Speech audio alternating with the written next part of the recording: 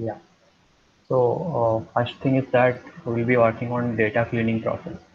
Data cleaning is very important, right? So anyone know what is the meaning of data cleaning?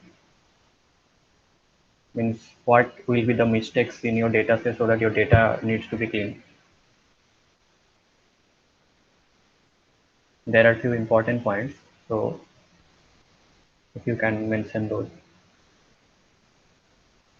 anyone?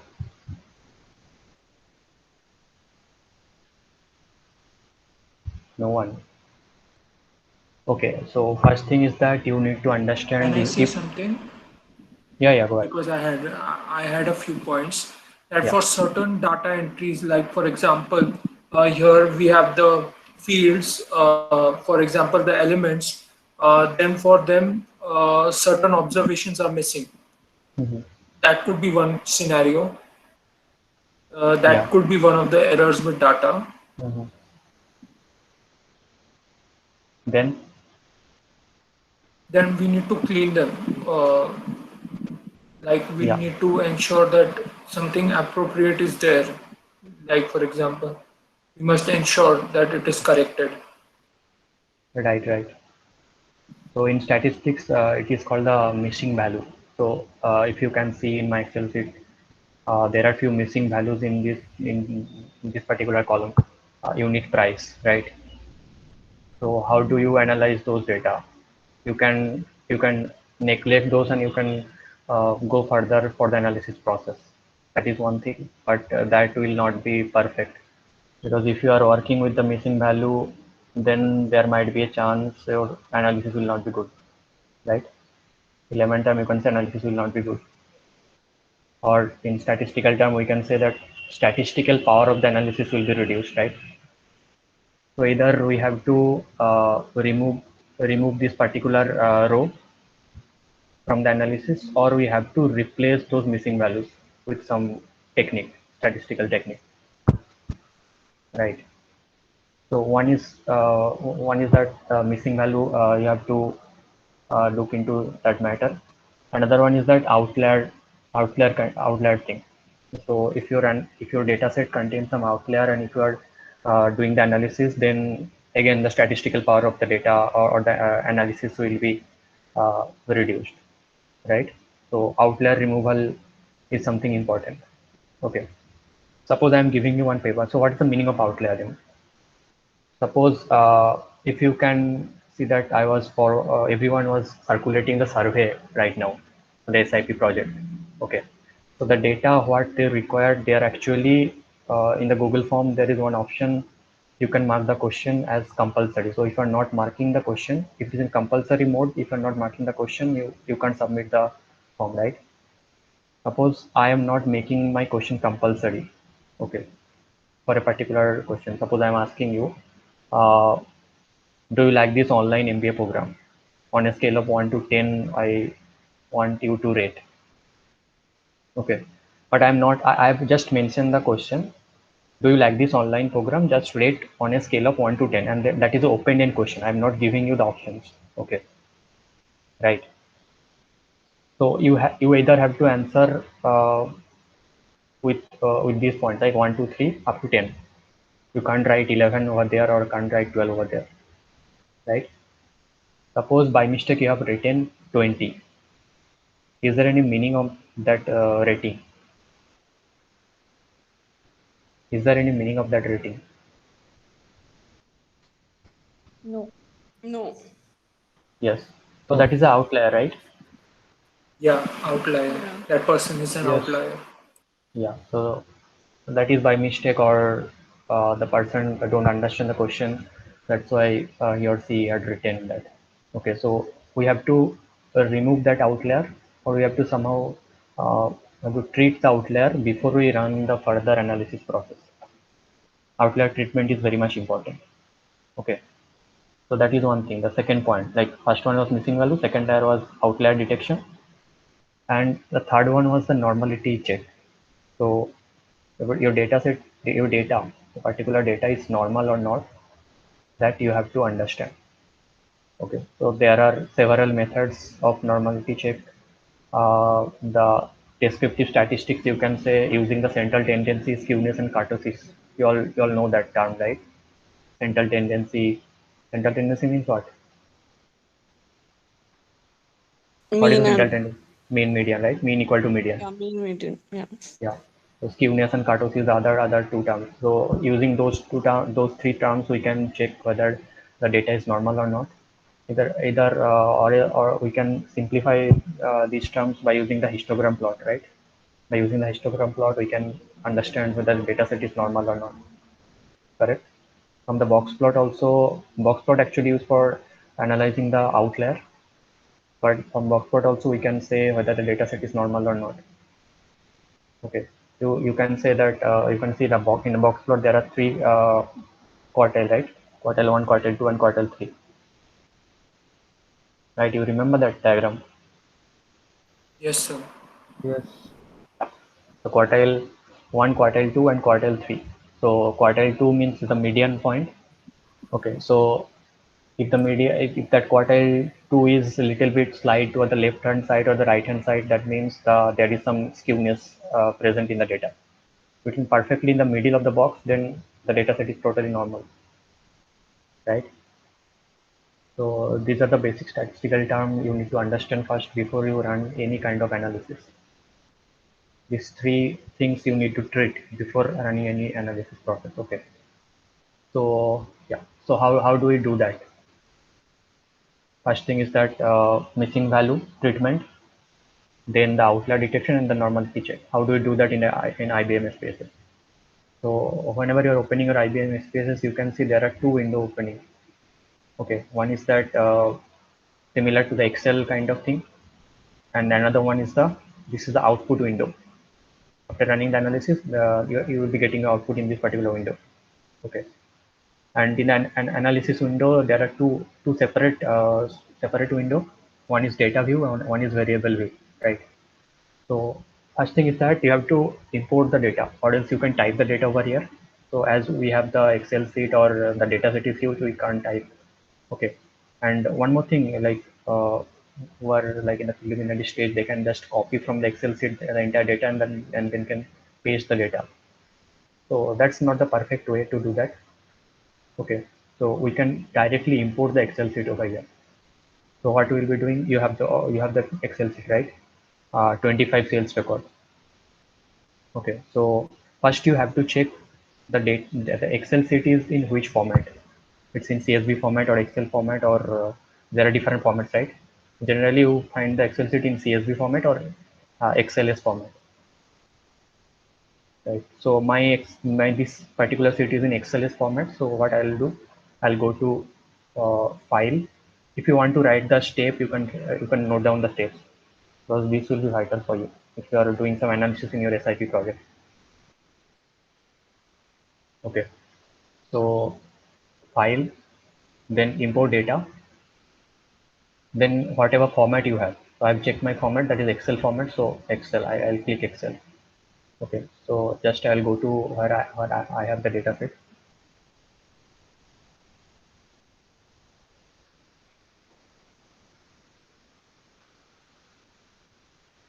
Yeah, this one, 25 Excel sales record.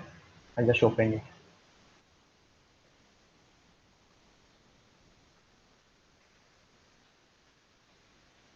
Right.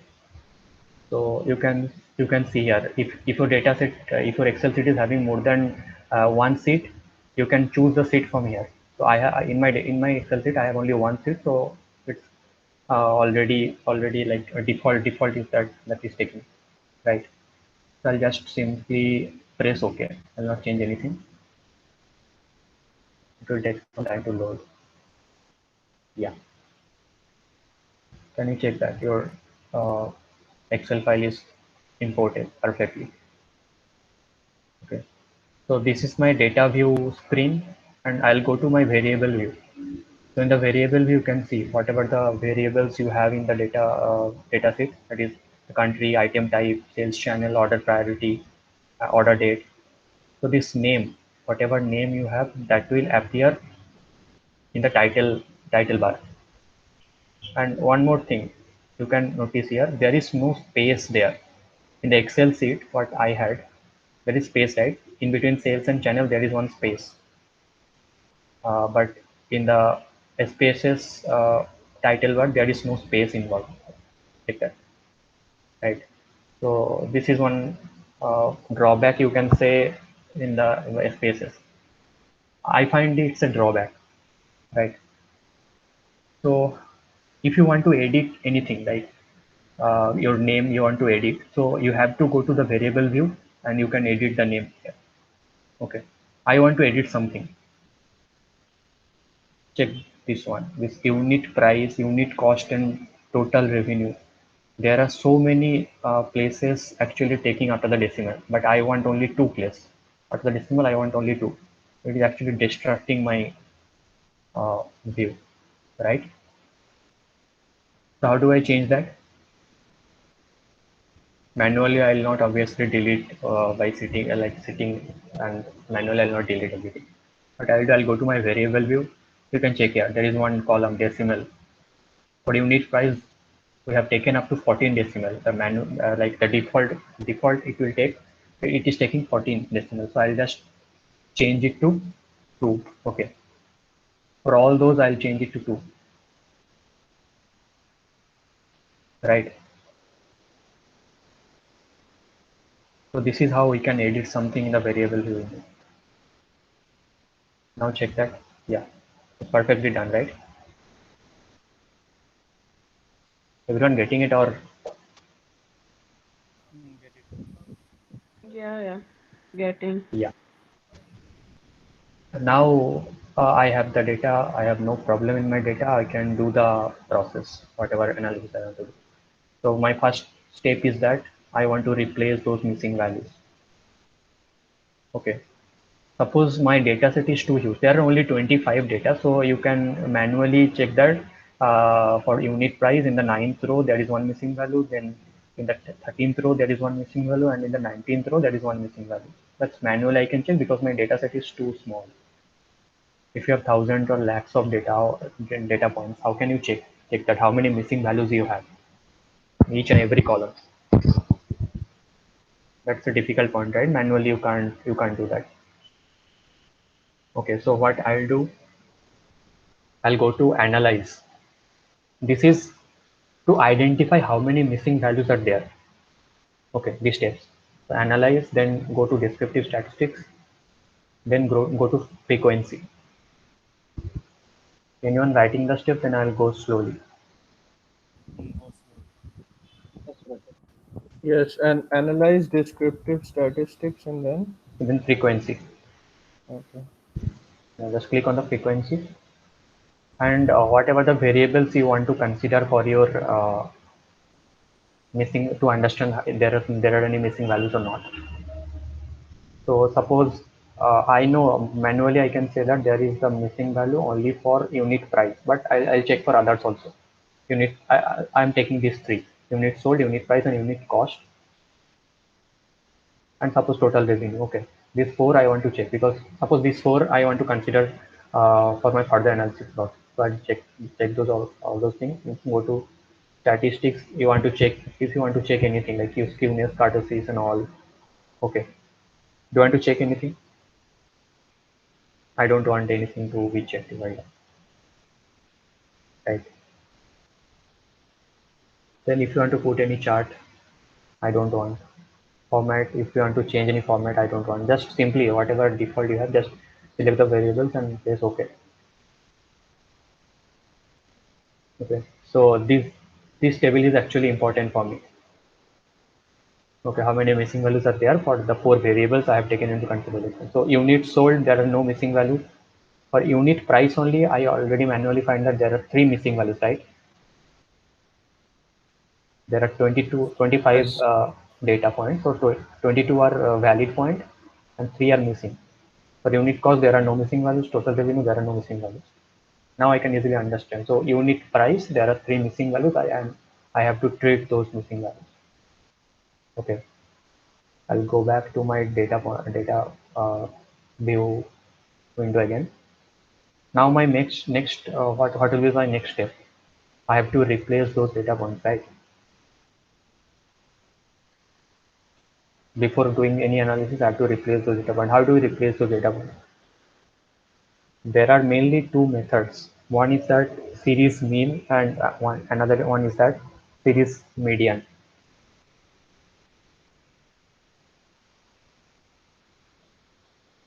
Okay, sorry, series mean, and another one is that median of nearby points. Okay, there are two things. So generally we use, when the data is in homogeneous data, then we use the series mean replacement.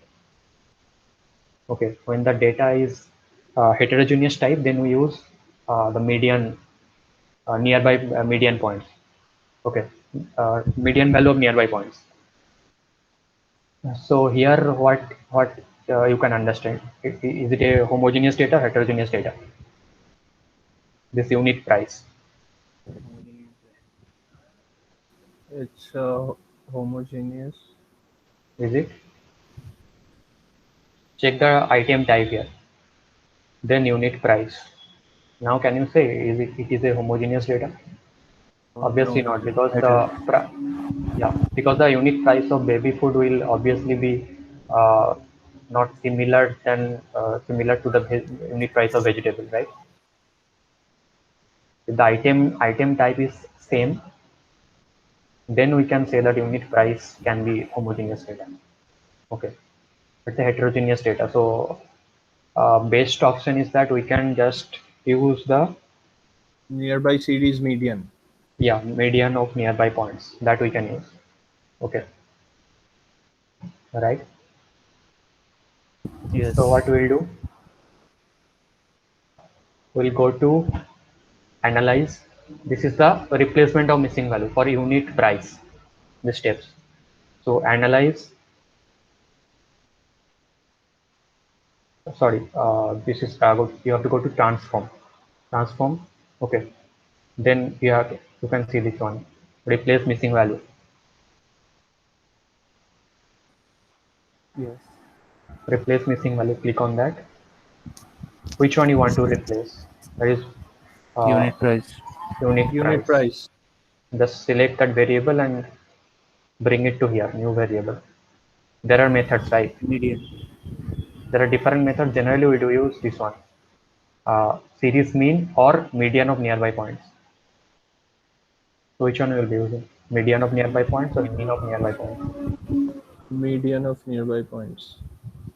But another important point you need to remember. So median replacement of data in any kind of data point by median, actually done for what? Discrete type of data. Unit price is a continuous data, right? Yes. So we have to use mean of nearby points. That will give me the perfect result. Could you repeat that once, please?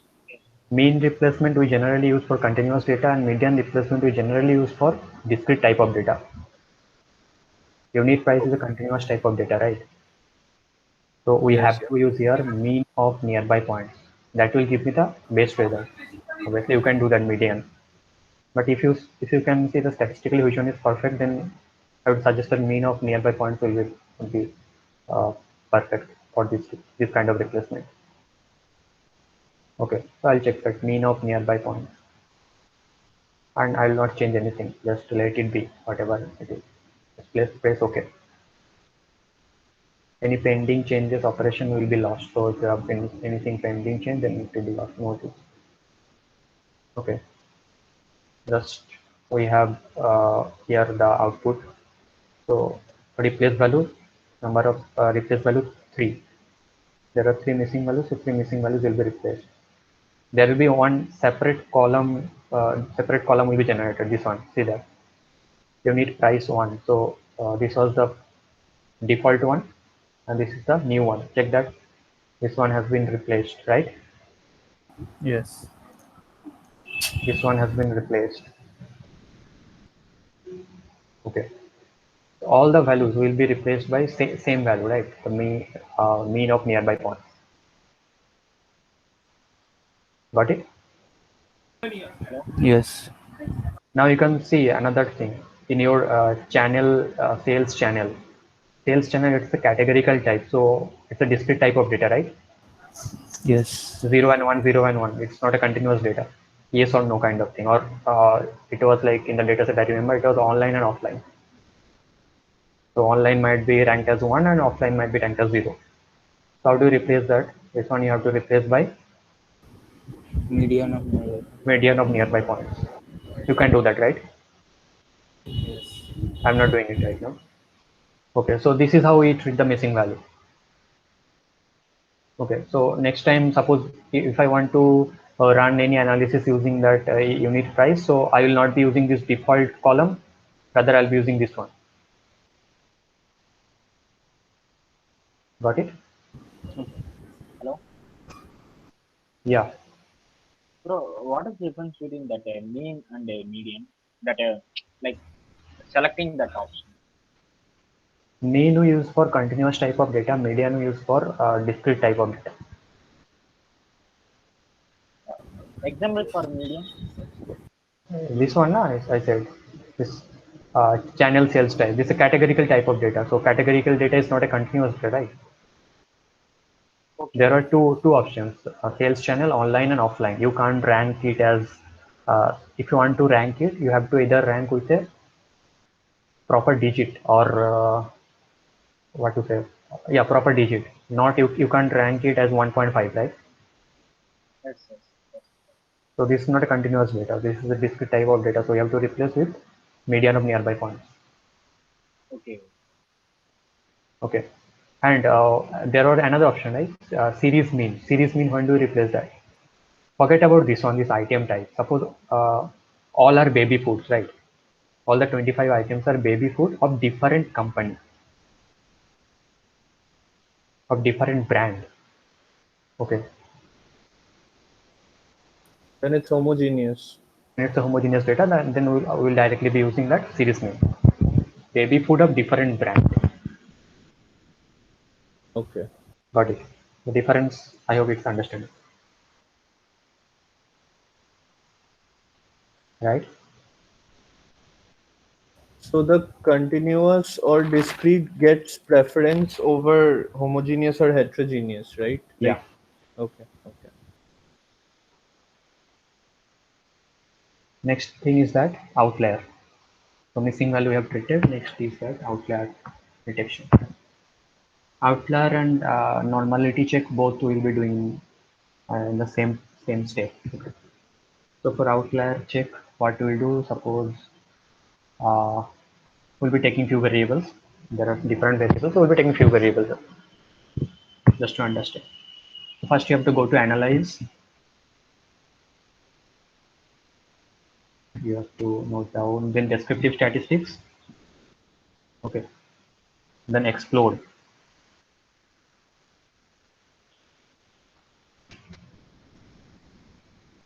Are you writing? Yes. Analyze descriptive statistics, explore.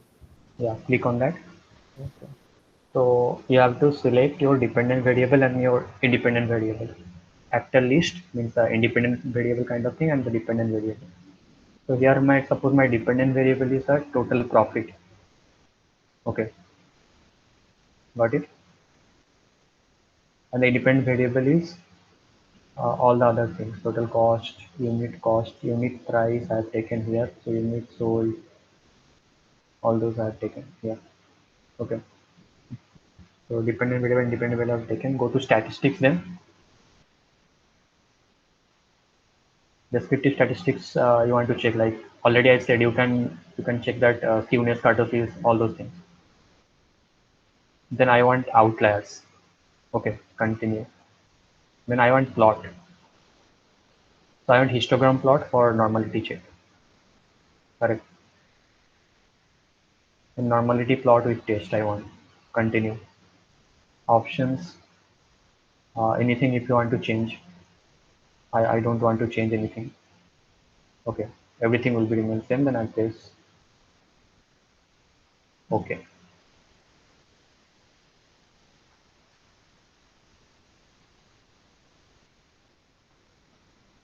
It is not coming to, yeah, coming.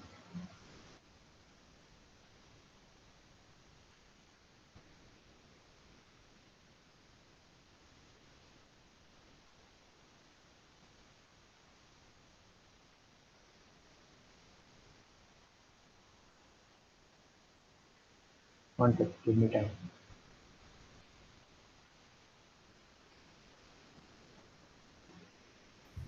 What did we put as the dependent variable here?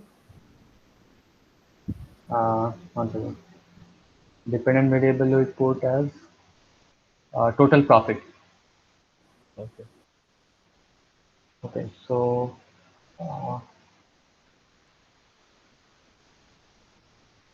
it's too small actually. So if you could understand.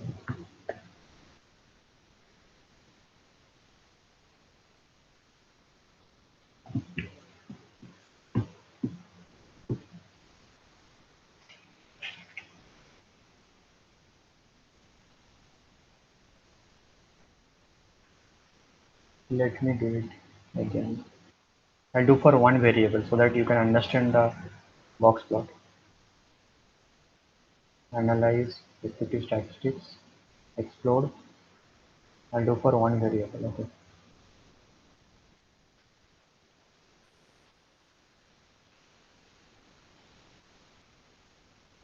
So template I want.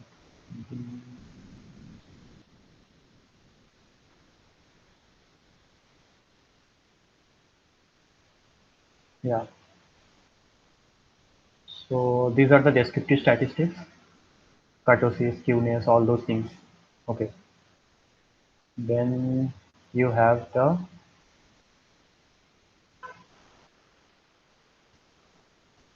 why I'm getting so many files. Total profit I've taken. Total profit in price.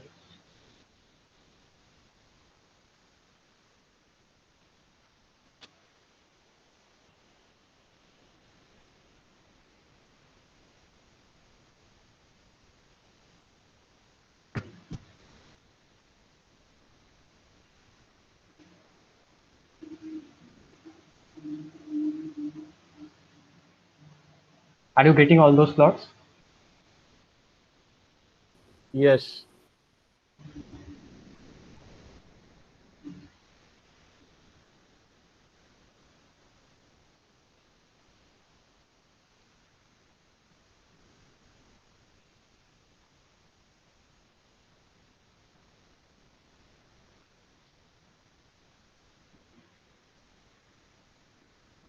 Yeah. Yeah. So I'm not taking any independent variable, just a dependent variable I'm taking, okay, for one variable. Otherwise it will be very confusing for all those variables if you take into Okay. consideration. I think there's one or two plots missing actually in my case. This one. This QQ No. plot, Yeah. Yeah. not required, leave it. Just I want Okay. to check this histogram. Okay. Okay, histogram and this box plot. Histogram for normality check and this box plot for outlier. Okay. Okay. So can you see that this is the data normal or not? It's not normal, right? There is some skewness. What type of skewness it is? If you want to draw that normal, that bell-shaped curve, just double click on that graph and then click on this one. Right skew. Right. Okay, and just close it. It is positively skewed or negatively skewed? It's positively skewed, right? It's tilted towards your left-hand side. Okay. So this particular variable, the data for this particular variable is not normal. Now I want to check is there any outlier or not. There is one outlier. Can you see that? Yes. The 14th row. Just go back to your data point and check that 14th row for the total profit. Okay. So almost it is 14 lakhs, right? It's almost 14 lakhs. Remaining all, I can see that this is 12 lakh. Okay. So this is the highest point and it's going beyond the box plot. So if you can see here, that is one circle, right? You're also getting the same thing, right? The circle. I didn't get this box plot exactly. I got total profit versus S mean box plot and all of the values like corresponding to that. Okay, I'll show the steps again. Go to analyze, then go to descriptive, then explode. Just take only the one variable, dependent variable list, anyone. We're not doing any analysis or any running any regression process. So just take any variable. I've taken total profit, then go to statistics. Check this one, descriptive and outlier. Both should be checked. Then press continue and go to plot. Normality plot with test. This should be checked, and the histogram for normality check. The normality plot with test, if you check that, you will get that QQ plot.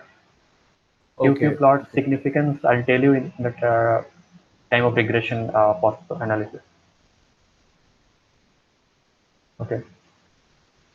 Then go to options. You don't need to do anything and press OK. Now my point is that you can see here there is one circle. So in SPSS you'll be getting two types of outliers. One will be represented as circle and another one will be represented as star mark. Okay, note that one. One will be represented as circle, another one will be represented as star mark. So this circle outlier, the outlier is denoted by the circle, then it is called as potential outlier. It is called as potential outlier. And if the star mark outlier is shown by the star mark, then it is called as the recommended outlier. Okay. What is the difference between that potential outlier and the recommended outlier?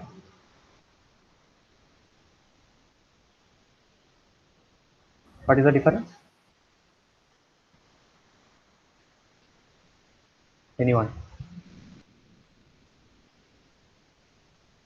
Do you know that? Potential outlier and the recommended outlier.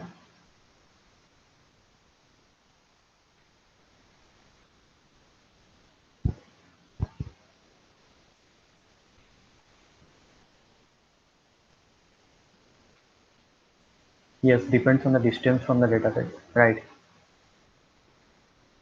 So you can check that my highest point was 14 lakhs and the next point, the second highest point was 12, around 12 lakhs, right? So that is why for 12 lakhs, suppose here the upper limit and 14 lakhs is here. So that is why it is a circle and it is saying that it's a potential outlier. So in potential outlier means you can select that, you can opt that for your further analysis. You don't need to remove that outlier. It totally depends on the researcher whether you want to remove the potential outlier or not.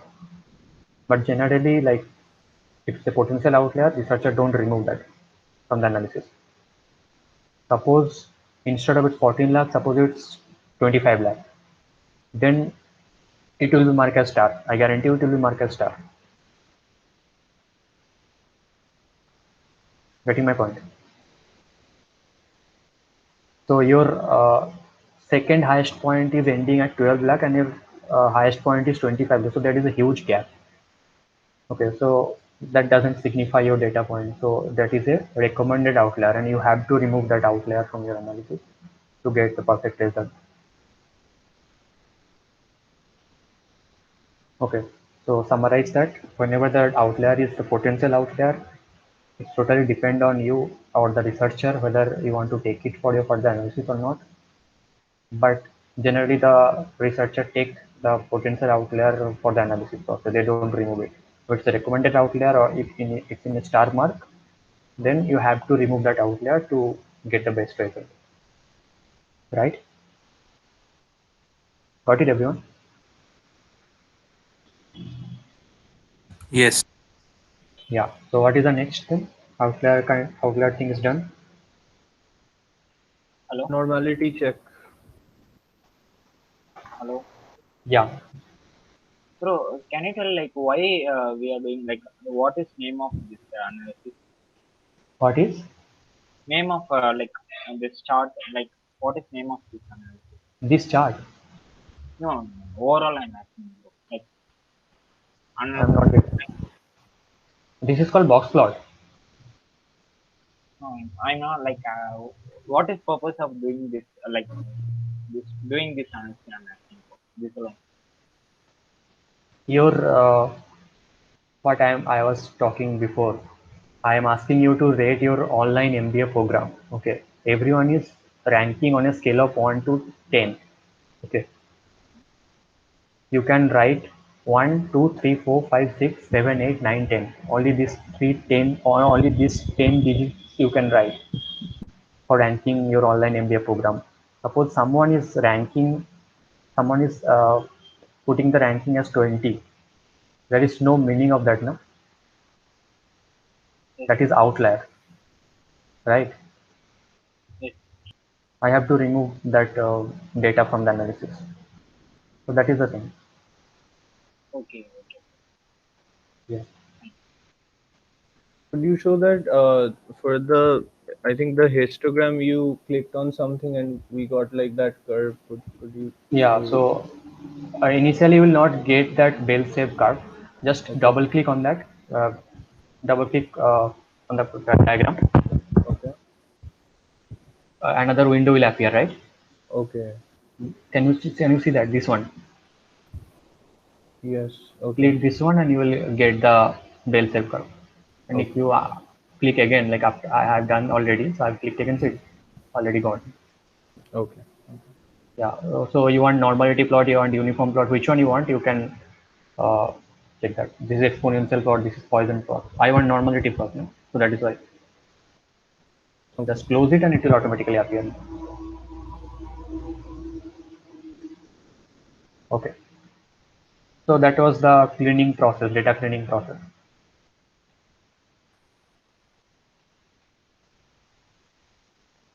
It's clear, everyone, right? Can you go to the next? Just close it. Next is what? The regression.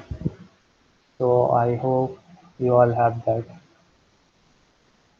Which one is that? Admission data for simple linear regression. So this is for simple linear regression. There are two variables, the GRE score and the chances of admission. Right. So I can say that chances of admission depends on the GRE score. Whose GRE score is high, then your chances of admission will also be higher. Correct? So that is a direct relation. Before doing the regression analysis, you always have to, at least you have to understand the relation between the variables. Which one will be dependent variable and which one will be independent variable. Yeah. So this is very simple. So I'll not be doing the simple linear regression. So I'll directly go to multiple linear regression. Is it fine, everyone? Same thing. Like for multiple linear regression, there will be more than one variable, one independent variable, and for simple linear, there will be only one dependent variable. How can GRE be dependent variable here? Chances of admission will be dependent variable. Yeah, GRE will be independent variable. The score is high means your admission is dependent on the score.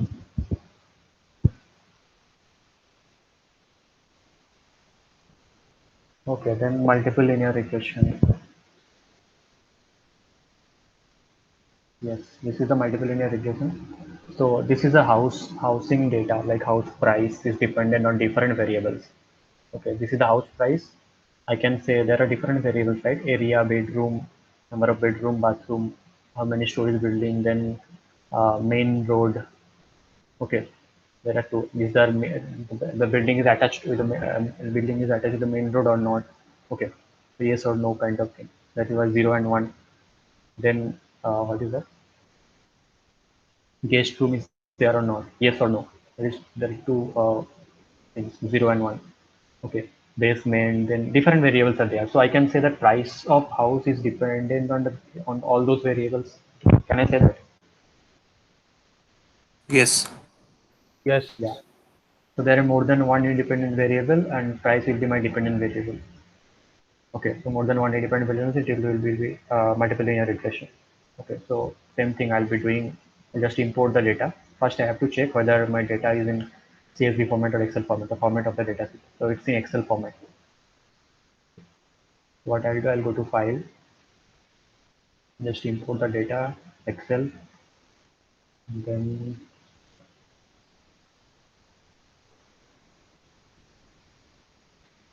this one. Okay.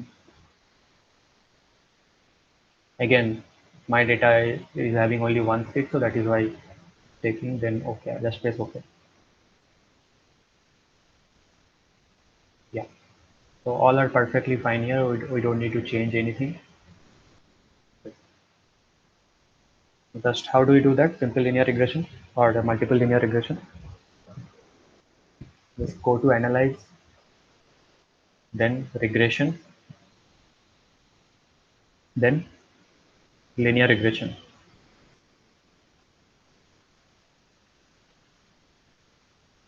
Getting it? Yes. Analyze, regression, then linear.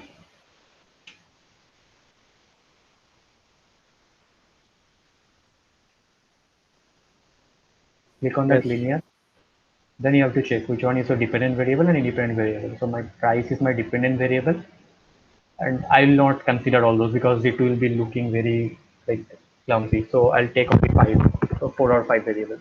I'm taking area, bedroom, then suppose air condition. So as a air condition, these things will be depend like furnishing and semi-furnishing things. Then how many story building? This four I am taking suppose. Okay, you can take all those, no problem, but it will look bad in the analysis process. You have to understand. Okay, so there are different methods. Enter method, stepwise, remove, backward, forward. So stepwise means there are four independent variables, right? So dependent variable will analyze stepwise, like price will first analyze with area, then bedroom. Okay, then in the next steps with stories, like that. Okay. Generally we use the enter method so that price will be like a dependent and independent variable will be analyzed in one step only. Let it be in the default format, enter method. Go to statistics. What you Hello, want hello, here? hello. Yeah. Bro, can you say like why price is different variable here? Price is dependent, house price is dependent on different other variables what are there. The different variables like area, bedroom. If your building area is more, then price will be more, right? Yes. Your bedroom, like your 2 BHK house is having more price, or your 3 BHK building will have more price. Obviously 3 BHK, right? Like that. Depend. All the other variables will be dependent. If the building is attached with the main road of there is main road in front of the building, then the price will be high, Okay, get it. right? Yeah. So what are the other things we want? We want Darwin-Watson statistics. That's very vital. Okay. I don't want anything here. So continue. Then plot. We want any plot, histogram plot or normal probability plot. You will get PP plot here. Okay. So one second. Histogram plot. Yeah, PP plot also will be talking about. Then histogram and all these two plot. Just check those buttons. Continue. Then in the save, what do you want? Do you want anything here? I don't want anything. Okay, I'll just cancel it. Then in the options, I don't want to change anything here also. Okay, let it be same for all the other things. Let it be same and press OK.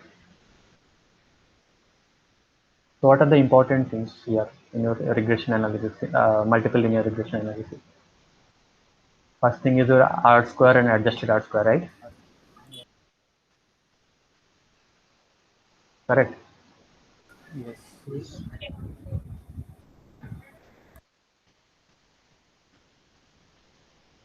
One more thing I could have checked that the correlation table. Okay, I'll do it again.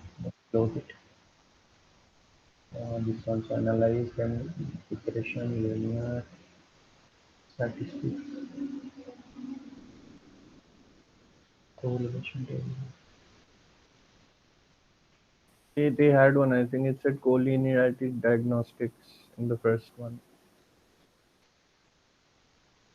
Yeah, yeah. Let's check that one also.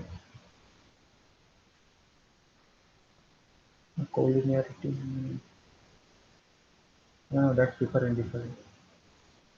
Correlation is important. For checking the multicollinearity. If you are not practicing for a long time, you will actually forget everything. That's what with mine. Correlation.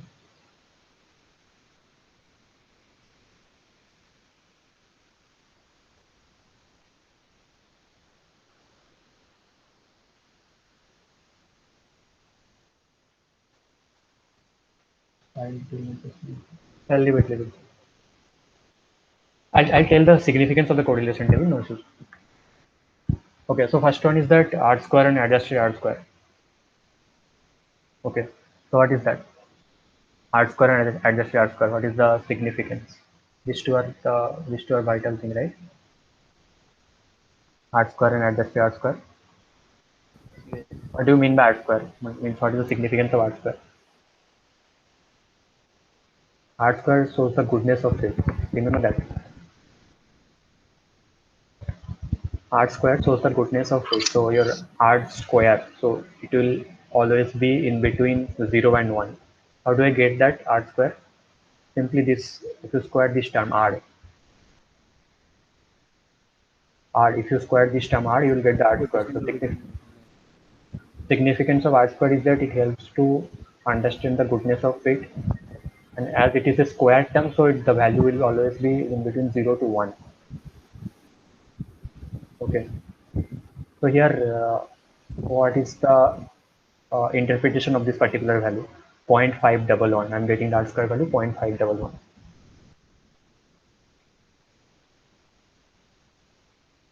So this R square value 0.511, you need to convert it into percentage. If you convert it into percentage, it will be 51.10%, right?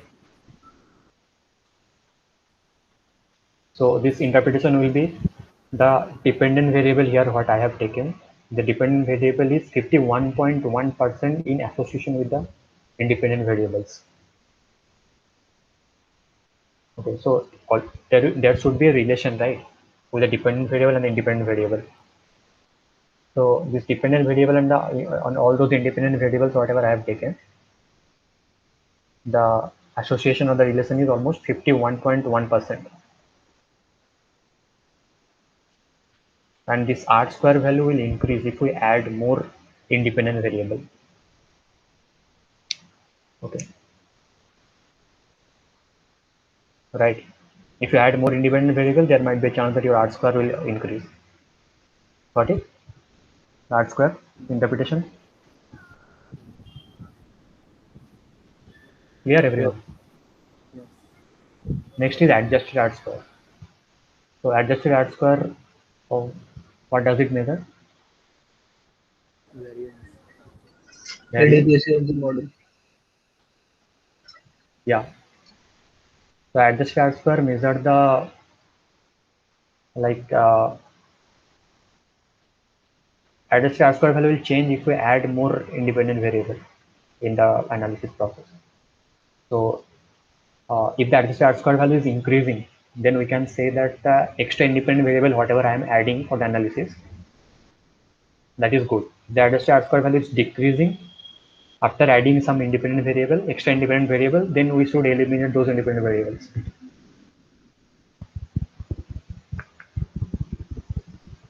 Are you getting my point? Could you repeat that once again? Here I had taken, how many variables I had taken? 4 variables, right? Not this one. This Yes, one. in 4 variables I had taken, right? And I had few more variables. Suppose I had 2 more variables, hmm, and I've run the regression analysis, and my R square, adjusted R square value is actually, adjusted R square value actually increase after adding those extra 2 independent variables. If it is increased, then I can say that the extra variable, whatever I have taken into consideration, that is good for the analysis. okay. If after adding those 2 extra variables, if my R square value is decreasing, Hmm. then I have to think that those 2 independent variables are not fitting in my analysis process or the regression process. I Okay. can eliminate those. Okay. Yeah. So another important term is, there are a few important terms. I'll be talking only the important terms. So these two are very important for multiple linear regression. Another one is the Darby-Watson statistics. What is that? For autocorrelation. Darby-Watson statistics used for check for autocorrelation, right? Yes, yes. Yeah, another thing I will tell. I'm not getting here the correlation table. Okay, correlation table, you know, na? Different like the matrix kind of thing you will be getting. Here all the independent variable, and in the row wise all the independent variable, and column wise all the independent variable, and the diagonal will be all diagonal will be 1 1 1, right? Yes. Can you imagine that table, Yes. correlation table? Yes. Yes. Yes. So that correlation table, correlation value can be in between what? In between Zero. -1 to +1. Minus 1 to 2. Yes. Correlation value lies between -1 to +1. Okay. So if the correlation value is, suppose the correlation value is beyond 0.8. Okay. Highly correlated. Highly correlated means there will be multicollinearity will be exist, right?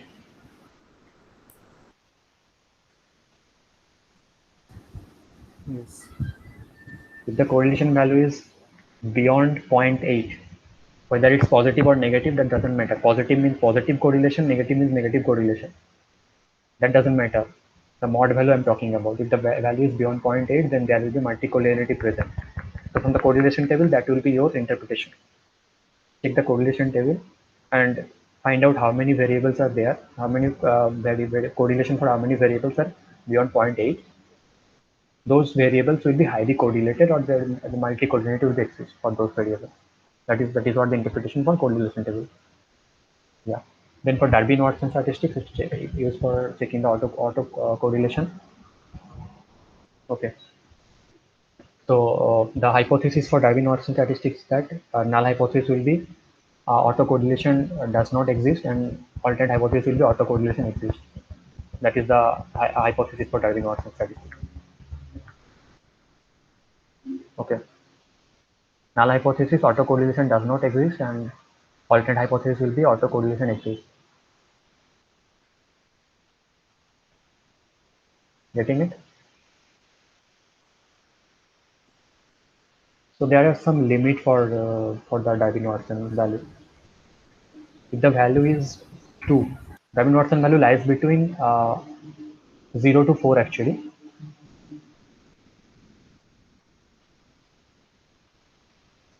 Okay. Darby-Watson value lies between 0 to 4. Remember that one. If the value is 2, exactly 2, then that means there is no autocorrelation. If the value is 0 to 2, means 0 to 2. Getting it? Yes, yes. From To 2 0 means, to 2. yeah, 0 to 2 means there is positive autocorrelation. This is quite confusing. If you want to write, you can write. 0 to 2 means positive, and if it is greater than 2 to 4, okay, then there is negative autocorrelation. 2 means no autocorrelation, exactly 2. If the value is 0 to 2, then positive autocorrelation. Then if the value is greater than 2 to 4, then it's negative autocorrelation.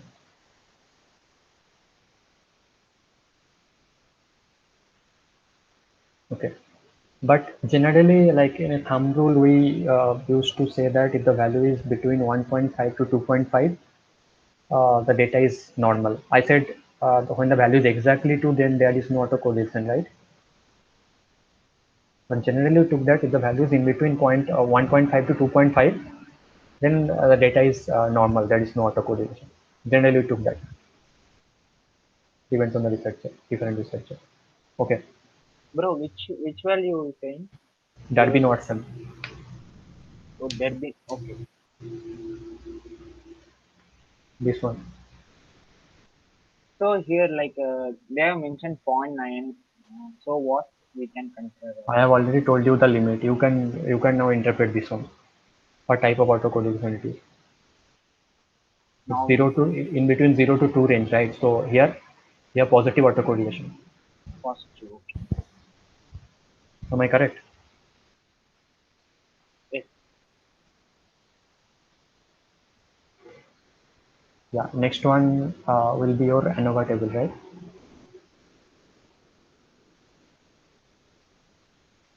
So what is the use of ANOVA table here? Significance of the entire regression model is been checked by the ANOVA table. What you can say, whether the regression model is significant or not. To directly go to F statistics. Here F statistics, and then the significance value will be checking. The significance value means what? This is the p value, right? The p value approach or the alpha value approach, using that one only we can say whether the model is significant or whether the regression model is significant or not. So suppose I am taking 95% confidence interval, or my alpha value will be 0.05. So assuming that alpha value is 0.05, my significance is here what? The model is significant, right? Alpha greater than p means we reject h now. The model is significant, correct?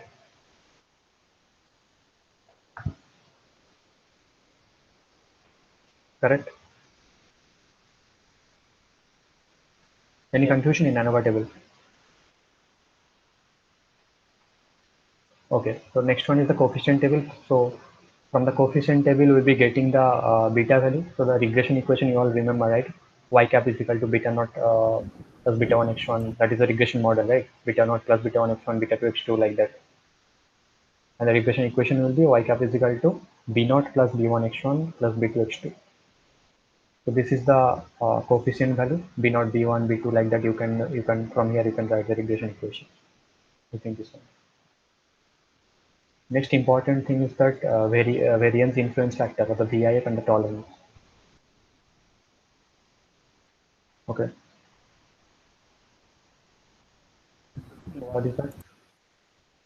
Variance influence factor and tolerance. One is the inverse of the other. So this variance influence factor actually talks about correlation. Means yeah, correlation between different independent variables. Okay, are you getting my point? Yes. Suppose there are two variables which are highly correlated. Which are highly correlated. So instead of taking those two variables into consideration, I can take only one.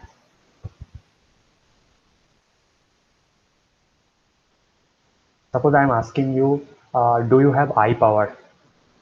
That is my one variable. Do you have eye power? You are saying that yes. Then I am asking you, do you wear specs? Obviously, you have eye power means you'll obviously be wearing specs, right? So these two variables are intercorrelated. You are having eye power, and you are wearing specs. So if suppose this variables I'm taking into consideration for my analysis, I can take either one of those two, right? Because those are correlated, correct? Yes. Yeah. So VIF also, there are some limit. Uh, if you want to write the value of one indicates that there is no correlation between the independent variables. Value 1, exactly 1. Okay. Value in between 1 to 5 indicates that low correlation between the that given independent variable with the other independent variable. Okay. Value greater than 5 indicates that moderate correlation with this particular variable with other independent variable. And value greater than 10 indicates that there is severe correlation. Okay. So generally we do remove when the value is greater than 5 for the research purpose. The VIF value is greater than 5, we actually remove that particular variable from the analysis. Okay. We don't want any correlation between the variables. So when we see that there is moderate correlation present, we will remove those that particular variable. Okay, next, this is the important thing, the histogram plot. You can see here the histogram plot. It is totally normal, right? Perfectly normal.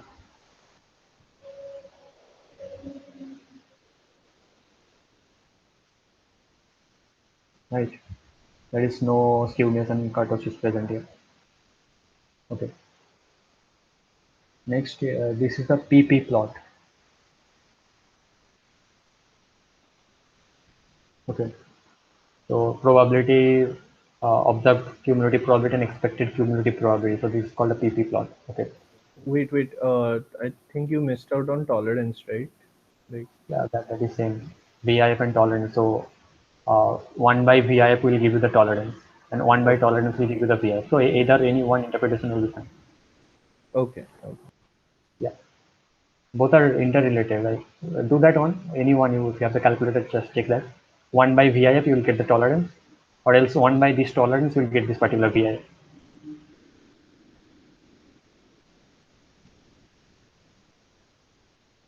So either any one interpretation will be perfect. Okay. Yeah. And then next important is what is the PP plot.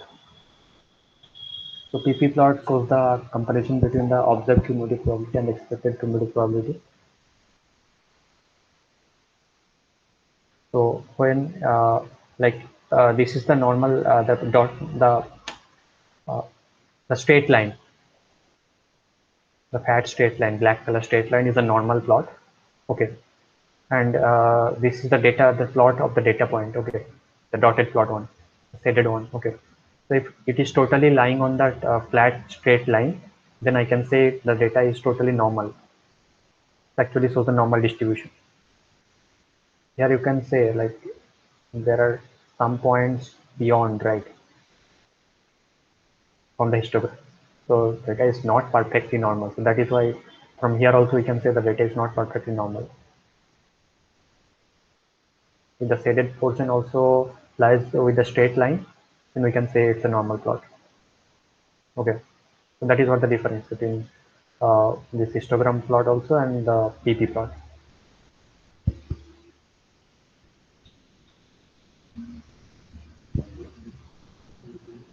Got it, everyone? We go to next one. Already 9:10. Next one is the logistic regression. So when do we do logistic regression? Categorical. Huh? Categorical variable 01. Ordinal valuation. What do you mean by categorical variable 01? Like classification, if it's a male or female, 01, or Say it not a clearly now. classification types. This will be clear. Your dependent variable will be categorical. Then only we'll be using logistic regression. Yeah, dependent variable. Yeah, we have not mentioned. Yeah, so dependent variables should be categorical in nature. So that's why we'll be doing logistic regression.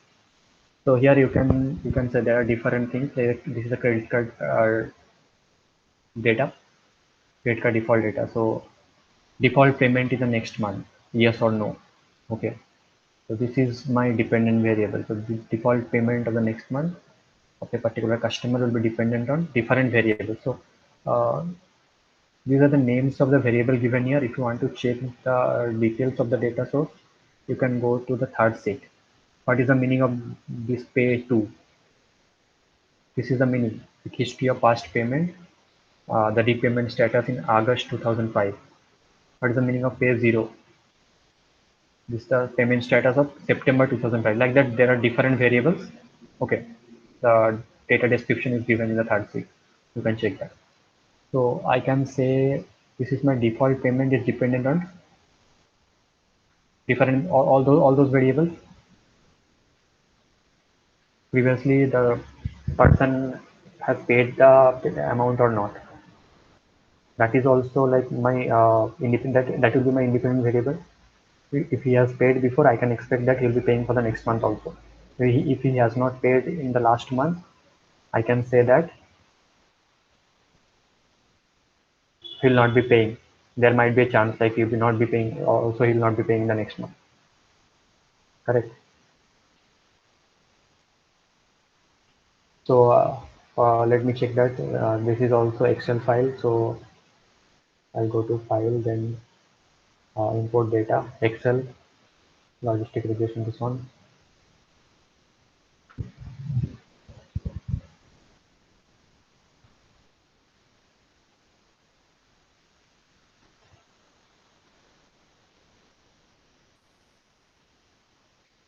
Oh no.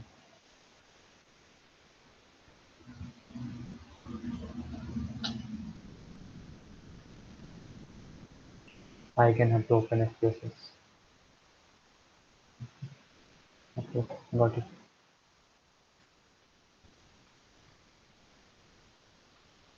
File, import data, Excel. Now you can check. There are 3 data sheets, right? So which one I want to import?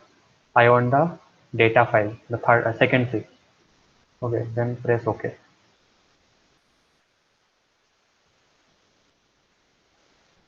Okay, I got it. Right? Everyone got it? Yes. Yeah. So next, the process will be, you can note down the process. It's also again different steps. Go to analyze, then go to regression, then go to binary logistic. What is the meaning of binary logistic and multi-domain logistic? What is the difference? Binary logistic means, binary means what? 2, right? Binary means 2. So when your dependent variable is categorical in nature and there are 2 categories, then we'll be using binary logistic, and multi-domain means if there are more than 2 categories. So my dependent variable payment will be default or not. So 0 and 1, so I'll be using binary logistic. Okay. So this is the dialog box or pop-up I'm getting. So dependent variable is my default payment. Covariates mean that independent variable. Okay. So I'm taking the bill amount. Bill amount 1 to, I will not be taking all those. Bill amount 1 to, payment amount 1 to. These 4 I am taking. Okay. So after you taking all the covariates, there is one option, categorical. So whatever covariates or the independent variable you are taking, if your independent variable is categorical in nature, you have to mention that. Okay, I'll be taking one. My payment 0. Payment 0 is, check that one. Payment 0 is categorical in nature. Payment Manager. 0, yeah. 0, 0 minus 1, I guess, yeah. Minus 1, minus 2, minus 1, 0, 1 and plus 1 and plus 2. So this is categorical in nature, right? 5 category. So I'll be taking this also. Payment 0 into here. So 5 variables I'm taking. Next, categorical. So which one is categorical here? Payment 0 is categorical here. Okay. So if the variable is categorical, so there will be chance that reference category. Which one do you want as your reference category? You have to check the reference category. The last one you want to take or the first one you want to take. Suppose it's 1, 2, 0, minus 1, minus 2. So you want minus 2 as your reference category or 1 as your reference category? I want the first one. First one is the perfect if you take into consideration. Okay. Then continue. Then go to save.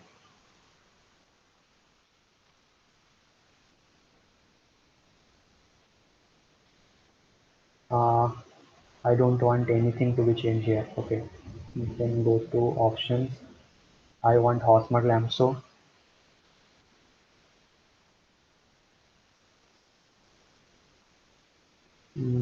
Yeah, Hosmer Lamso only.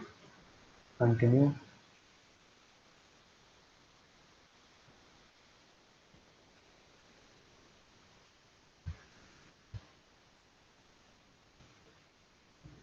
and okay.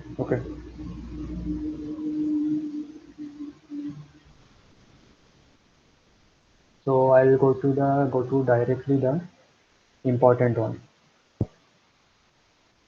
So this um, wild test, wild chi-square test. Have you heard this term, wild chi-square test? What is that?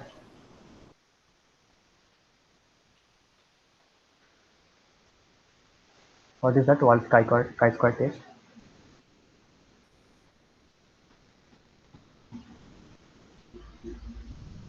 You already have done in your BA2. What is that wild chi-square test?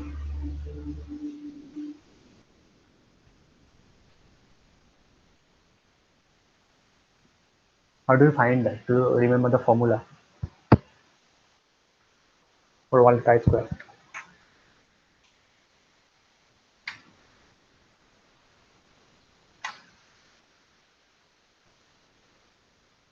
This is beta value, right?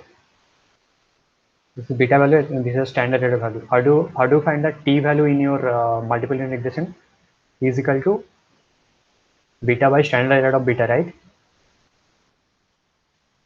Here it is also the same, but the wild chi-square value is equal to beta by standard error of beta whole square. You'll be getting this particular value. Check that, minus 1.259 divided by 0.14 whole square. Check that if you are getting this value, 8187.811.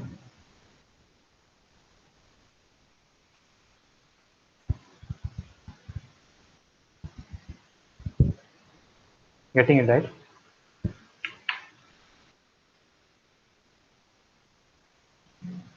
Yes. Yeah. So this wild chi-square value actually shows the significance of the model from this wild chi-square value. Okay. So the hypothesis for wild chi-square is it follows the chi-square distribution. Okay. The hypothesis that simply the hypothesis for simple linear regression, what you actually follow. So beta value is equal to 0 and all the betas are not equal to 0. The alternate hypothesis, all the betas are not equal to 0. Okay. Correct. How many betas are there?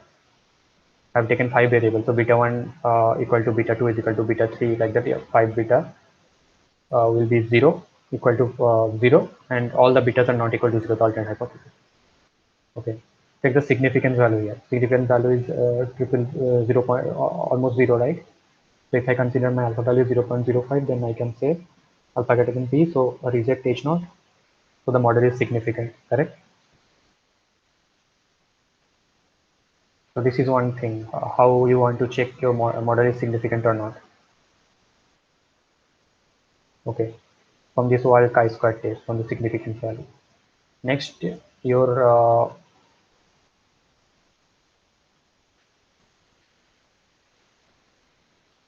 okay. So your next thing will be if the variable is significant or not. You have to check. There are 1, 2, 3, 4, 5 variables, but your payment zero will have different criteria, right? How many criteria are there for payment zero? 5. 5 or more than that, I guess.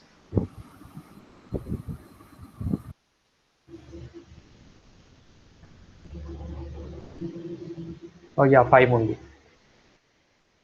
So I had taken one reference, right? The first one as reference. So it's taking the first one as reference and all the other remaining 5. So there will be total how many variables? 10. Correct? Now you have to check whether all the variables are significant or not. Take alpha value as 0.05 and you have to check whether alpha is greater than p.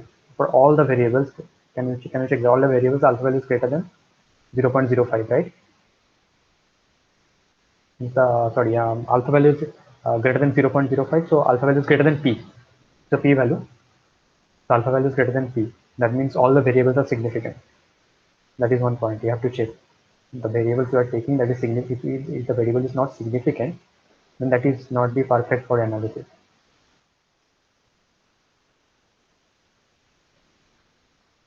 Okay. Any confusion?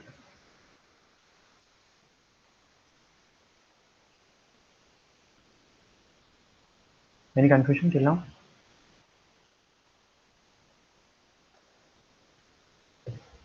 Okay, so next is that omnibus test of significance of the model coefficient. Okay, so this also follows the chi-square distribution. So there are three: step, block, and model. Right. So I want to check whether the model is significant or not from here. So the model, the significant value is almost 0. That means what? The model is significant, right? If I take alpha is equal to 0.05. Correct? Yeah. Next one, the important is that Cox and Snell R square and the Neckel-Kerker R square. So if you remember that in your multiple linear regression, there are R square and adjusted R square. So this Cox and Snell R square and Neckel-Kerker R square is also kind of similar thing in logistic regression. It's called, sometimes it's called pseudo R square.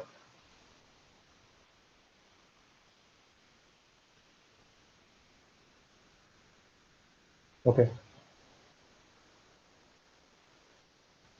So here I can say the dependent variable what I have taken, that is 14.8% in association with the independent variable. Okay, and you always need to remember the Neckel-Kerker R square will always be greater than your Cox and Snell R square. Whatever you're getting the value Cox and Snell R square, so Neckel-Kerker R square will be greater than that value.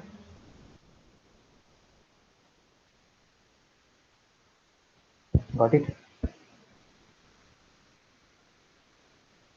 Next is the Hosmer-Lamso test. So it is also following the chi-square distribution. The hypothesis for Hosmer-Lamso test is that we want to check here the objective of this Hosmer-Lamso test is that our model is a good fit or not. So null hypothesis will be model is a good fit, and alternate hypothesis will be model is uh, not a good fit. Okay. So here again my significance is alpha is equal to 0 almost sorry, the p-value is almost 0, so alpha greater than p, that means the model is significant. Okay, so that's it for the logistic regression, the main points, right? So, Mm-hmm. can I ask one thing? Sorry. No? Yeah, go Can you ahead. repeat how to run that logistic regression? Like initial steps. So first you have to go to analyze, Okay. then regression, then binary logistic. Click on that, and the dependent variable you have to take, and whatever the independent variable you want to take that one. And if your independent variable, any of your independent variable is categorical in nature, you have to specify that one in categorical type, and you have to check all those things whatever you want. If you want Cook's distance, if you want Lagrange value, if you want standardized residual, if you want logic model, all you can check if you want. Options also you can check that. I want Hausmann-Lamso test for goodness of sake. That is why I check that. If you want classification plot, you also can check that. Okay, all those things you can do. But Then just press OK. okay. But why we choose like space with a categorical variable? It's categorical in nature, no? There are 5 categories in that. Okay. Like yes or no, like rating scale that type. Yeah. Okay, fine.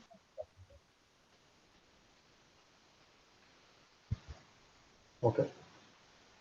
So do you want to continue with other two, or we'll have it in the next session, next weekend? There are 2 topics still remaining, but that will be taking time.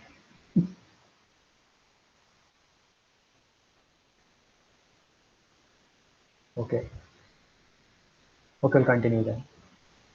So next one is that factor analysis.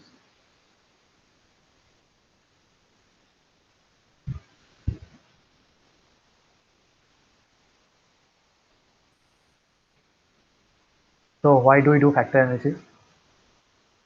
Segments. Yeah, so if there are different variables, so many variables, and you want to reduce the number of variables from the analysis, then you do generally the factor analysis. Okay. So you can say this is a FIFA 2018 data, and there are different variables. Like suppose who will be winning the match. Okay, that depends on all those variables. Goal scored, how many goals scored, ball position, percentage, suppose. Okay, number of items, on target, off target, number of block, corner, offside, all those variables. There are different variables, but I want to reduce the number of variables for my further analysis process. Okay, and or I can say that I want to check how many variables are actually impacting my analysis process. Out of these, suppose there are 15 variables. Out of those 15 variables, how many are actually impacting? Okay, so for that purpose, we actually do uh, factor analysis. First, again, I have to check that this is CSV format data. So file, go to import data, CSV data.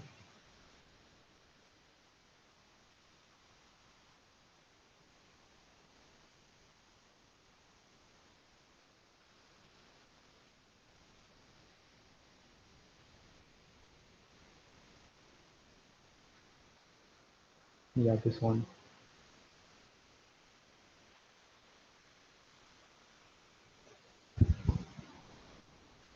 Press OK.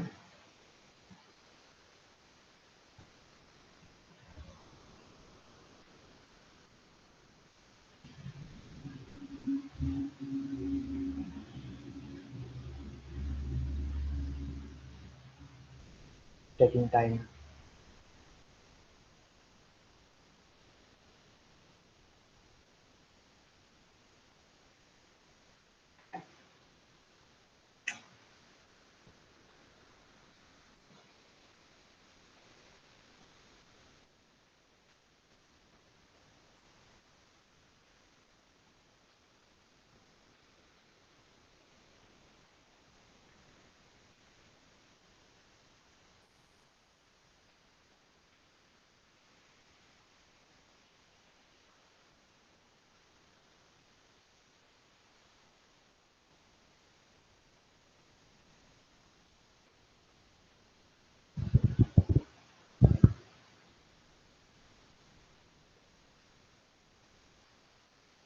Not getting loaded. Can we continue in the next session, next weekend? Yes. Otherwise, I have to shut down my laptop again and again have to on. It will take time. The cluster and the factor analysis we'll be doing in the next session. It will take time, almost 1 hour it will take if we want to discuss more in deep or in detail.